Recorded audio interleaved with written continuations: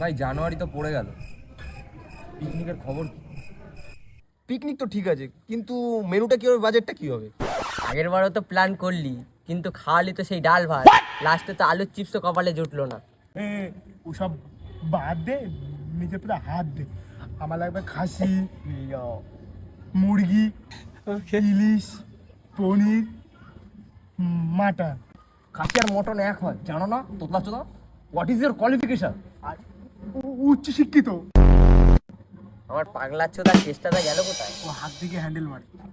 আরে ভাই বাজেটটা তো বল, বাড়া ভাল লাগছে না আর বাড়া। বাড়ি চলে যা। আমার তরফ থেকে বিড়ি রাখবা, অ্যাশ করে যা। আমার তরফ থেকে 1.5 লাখ। আমার তরফ থেকে বিছনাটা গাড়ে গুঁজে নে। আরে বাড়া তোরা বিড়ি দিচ্ছিস, ডেসলাই দিচ্ছিস, আরে ওই দায়িত্বটা আমার বাড়া, তোরা টাকা দে। ও